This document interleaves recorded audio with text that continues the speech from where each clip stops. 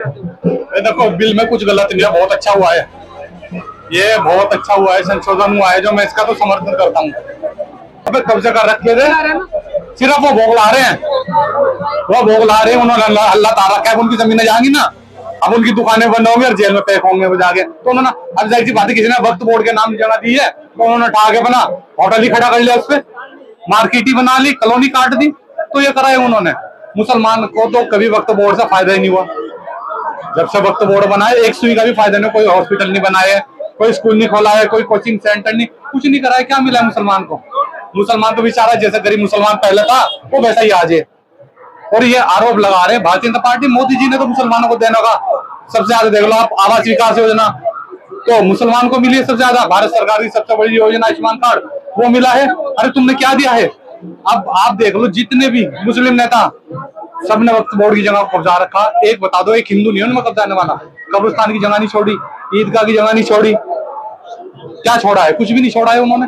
जैसे आप भी मुस्लिम समाज से आते हो, कई लोग बोल रहे हैं कि मुसलमानों का हक छीन लिया है, तो आप ऐसे नेताओं को क्या संदेश देना चाहते हो? भैया हक उनका छीनना ना। अब जो उन्होंने जगह कब्जा रखी थी अब उनमें बिल्डोजर फिरेगा, हक उनका छीनेगा। मुस्लिम को बेचारों क्या मिला था? गरीब मुस्लिम को। इसमें तो गरीब मुसलमानों के लिए फायदा होगा। भैया वो तो होगा ही ना, पहले नहीं हुआ ना, अब होगा फायदा।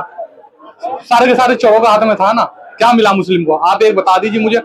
मैं मुस्लिम समाज से हूँ, एक सुई का फायदा नहीं मिला मुस्लिम को आज तक के। किसी को कोई गरीब बेटी की शादी नहीं करी वक्त बोर्ड ने। हमारे जो बेचारे इमाम साहब हो ना, मस्जिद में नमाज पढ़ाते हैं, आप 10,000 रुपए में अपना घर चला लोगे? परिवार नहीं चलेगा, नहीं चला। वो बेचारे चलाते हैं, बताओ। वो भी चंदा इकट्ठा करके महलों से, तब उनका 10,000 रुपए इकट्ठे होते हैं, अपना परिवार चलाते हैं। मगर हक किसका है वक्त बोर्ड का उनका देने को? अब बेचारे कहाँ जाएंगे? इमाम साहब कहाँ जाएंगे बेचारे? 10,000 रुपए में अपना घर चला रहे हो, उसमें सब कुछ उनके बच्चों की पढ़ाई भी, उनका घर का। सरकार ओबीसी जी ने बोला है कि, और कांग्रेस पार्टी के एक नेता ने बोला कि हमारी सरकार आएगी तो हम इस बिल को खत्म कर देंगे। अरे वैसी जी ने तो पागल ही बना रखा जनता का।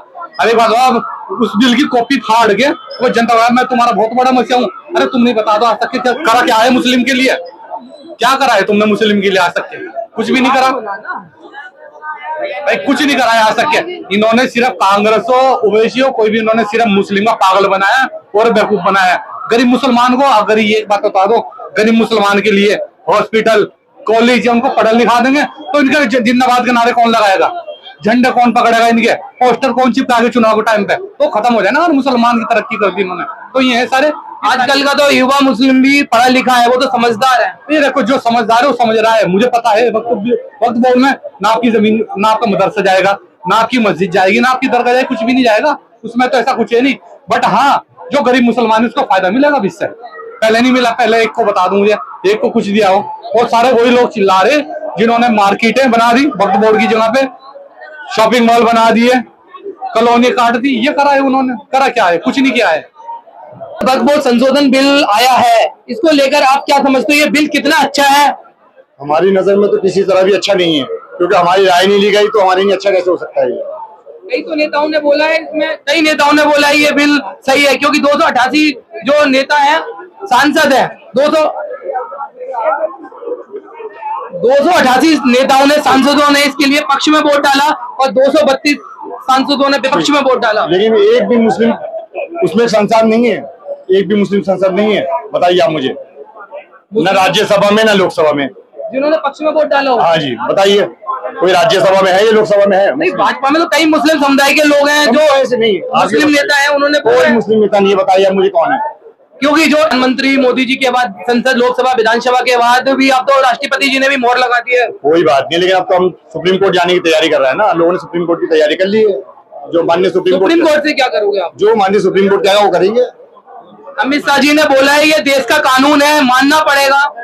भाई कानून तो सबके ऊपर है, उसको सब मानेंगे, लेकिन सुप्रीम कोर्ट भी सबसे ऊपर है ना। अभी सुप्रीम कोर्ट खुला है ना। सुप्रीम कोर्ट खुला तो सुप्रीम कोर्ट आप लोग जाओगे? हाँ जी, सुप्रीम कोर्ट जरूर जाएंगे। तो सुप्रीम कोर्ट से जो निर्णय, मान लो उन्होंने बोल दिया सुप्रीम कोर्ट ये बिल सही है, तो फिर उसको मानेंगे। तो अभी बिल नहीं मानोगे आप? नहीं, सुप्रीम कोर्ट दिखाएगा तो मानेंगे। तो आपके कई, जैसे ओबीसी जी है, ओबीसी जी ने भी बोला है कि हम इस बिल को विरोध में है, ओबीसी जी। और क्या लग रहा है कि जो ओबीसी जी ने जो बोला है विरोध में, ये सही है? ओबीसी जी की बात आप मानते हो? हम तो सबकी बात मानेंगे, जब सही होगा तो सही मानेंगे। तो ये बिल आपके लिए सही नहीं है? नहीं, हमें अपनी जगह की नहीं दूसरे से आप permission है। सरकार से क्या बोलना चाहोगे? इसमें अमेंडमेंट चाहते हैं हम सरकार से। आपको पता है जब ये जेपीसी की कमेटी बनती है इस बिल से पहले हर पार्टी के नेताओं को दिया था टाइम, उन्होंने हर पार्टी के नेता गए थे, तो फिर अब क्यों विरोध करने की वो जरूरत? लोग पहले सही करने को कह रहे हैं, आज तक सही नहीं हुआ है ये।